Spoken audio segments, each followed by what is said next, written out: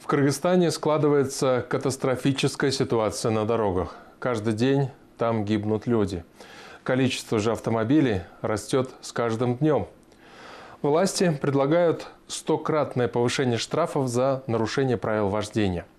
Каким образом общество и власти собираются решать дорожные проблемы, расскажут нам коллеги из Кыргызстана. На кыргызских дорогах уже погибло больше людей, чем за все время афганской войны. Только за прошлый год число погибших составило более 1000 человек. За все это время в ДТП пострадали 10 тысяч человек.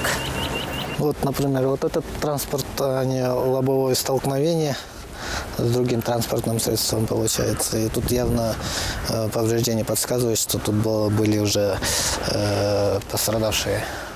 Кыргызстан – третья страна в мире по смертности на дорогах после Казахстана и России. Причина такого ужасающего числа жертв – пренебрежение водителей дорожными правилами. В большинстве случаев, я так думаю, что только из-за того, что водители уже игнорируют правила дорожного движения. Хотя стараются ездить по невписанным законам, неписанным правилам дорожного движения. Очень слабо предусмотрены штрафные санкции. Некоторые водители уже на самом деле в открытую говорят нашим сотрудникам, что ты можешь? Ты можешь только оштрафовать меня на 300 сом, а больше ты ничего не сможешь. Чтобы воспитать в водителях чувство ответственности, чиновники решили ужесточить меры наказания за нарушение правил дорожного движения. Теперь водители, совершившие ДТП со смертельным исходом, могут лишиться водительских прав навсегда. Водители, совершившие ДТП в состоянии алкогольного, наркотического или другого опьянения, будут лишены прав на срок от года до 3 лет или отштрафованы на 50 тысяч сомов. Могут кто-то сказать скептически, повышением штрафов мы не добьемся. Согласитесь, добьемся. Россия повысила в 2012 году в разы штрафы по нарушениям ПДД. И у них пошло резкое снижение. Мы интересуемся анализом в Казахстане, Узбекистане, Таджикистане, Российской Федерации. Штрафные санкции у них намного выше, чем у нас. Только за 2013 год инспекторы дорожно-патрульной службы выявили более 600 тысяч нарушений правил дорожного движения. Общая сумма штрафов составила 151 миллионов сомов. Однако количество как автомобилей, так и аварий продолжает расти. В стране 231 автошкол, которые готовят водителей. Или, так скажем, учебных заведений в том числе. Из них 90% это частного характера. И я согласен с моими коллегами-депутатами, которые говорят, действительно проверить профессионализм, то есть определить качественный состав преподавателей, действительно соответствие их.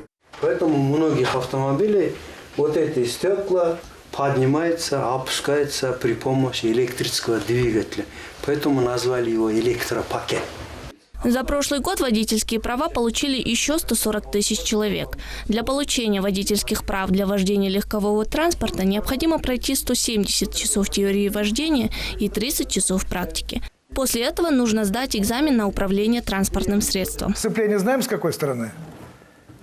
Так, левая ножка у нас отвечает за сцепление, да? Вот давайте нажмите пока на сцепление. До недавних пор закон о дорожном движении позволял допуск и сдачу экзамена тем, кто по роду выполнения своей работы или другим причинам не мог посещать занятия в установленном порядке и подготовился самостоятельно. Таких водителей в Кыргызстане тысячи. Держим, еще ближе. Вот я напишу, вот, выжать сцепление, выжать. Почему не выжимаем сцепление? Выжать до конца. Мы же останавливаемся, должны пропустить, первую ставим. То, что правила дорожного движения писаны не для всех водителей, в Кыргызстане знают не понаслышке. Все чаще в интернете появляются видео различных ДТП, выложенных самими же водителями. Основная часть дорожно-транспортных происшествий – это наезд на пешеходов. Каждый водитель рано или поздно сталкивается с ситуацией, когда ему предлагается заплатить штраф, что называется, на месте. Айбек Баратов – один из пионеров-активистов-водителей. Он запустил свой видеоблог, в котором каждый может опубликовать правонарушения как водителей, так и сотрудников ДПС. Помните, если вы ведете себя в рамках закона, то закон всегда будет на вашей стороне. И сотрудник сразу же поменяется в своих действиях и выражении лица, если вы покажете ему свою камеру. Зачем купил права народ? Кричал во весь рот, чуть не сбитый пиши.